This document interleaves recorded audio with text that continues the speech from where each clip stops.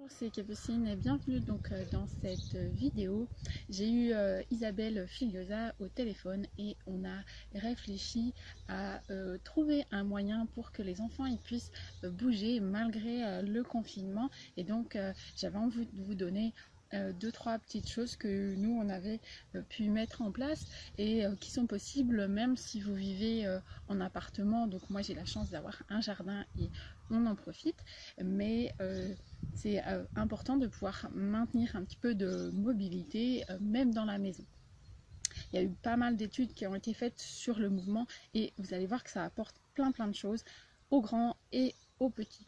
Il y a une chercheuse américaine qui s'appelle Wendy Suzuki et elle est neuroscientifique et donc elle a fait beaucoup de recherches sur le mouvement, le sport. Elle a montré par exemple que 8 à 10 semaines d'entraînement, ça provoquait la neurogénèse, c'est-à-dire que vous aviez des nouveaux neurones qui poussaient dans le cerveau. Donc ça c'est quand même assez extraordinaire et en bougeant, vous allez créer des nouveaux neurones. Elle a montré aussi que 30 minutes d'activité, juste bouger, du mouvement, ça améliorait la créativité.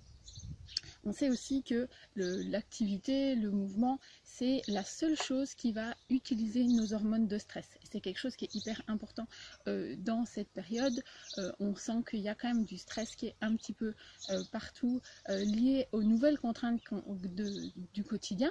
Et le stress, qu'est-ce que c'est? C'est de l'adrénaline. Et à la base, c'était fait parce qu'on rencontrait un ours, un loup, et on avait besoin de cette adrénaline pour que ça mette en route tous nos muscles pour qu'on puisse se battre ou s'enfuir. Et c'est les mêmes hormones qui sont produites aujourd'hui et où on est coincé chez nous. Et la seule manière d'user, entre guillemets, ces hormones pour qu'elles disparaissent, c'est le mouvement et l'activité physique. Donc ça, c'est quelque chose qui est aussi bien pour nos enfants et puis pour nous. Et c'est important de tous les jours, proposer un petit peu des petites choses aux enfants. Donc je vais vous mettre derrière cette vidéo 3 choses que nous on a mis en place et qu'on fait avec les enfants, que vous allez pouvoir aussi, c'est juste avec des choses que vous avez dans la maison, des coussins, on a fait des parcours moteurs, ça c'est un des trucs que les enfants font le plus souvent, donc ils vous ont créé des parcours spécialement pour la vidéo et vous allez pouvoir voir comment ils mettent ça en place. Je vais vous montrer aussi comment on peut même faire des apprentissages en mouvement.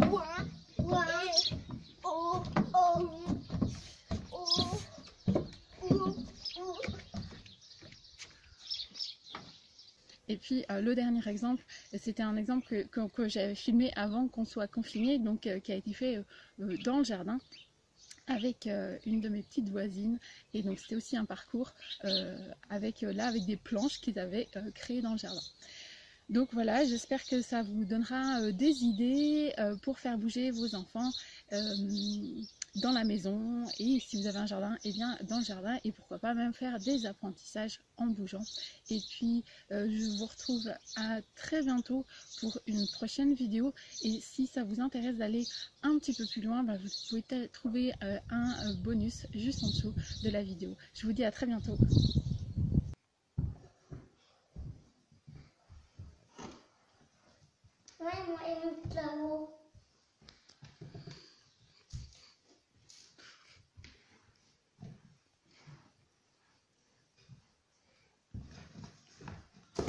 Et descends par ici, moi. Je vais embêter de descendre. Moi, je vais embêter. Je vais pousser la chaise.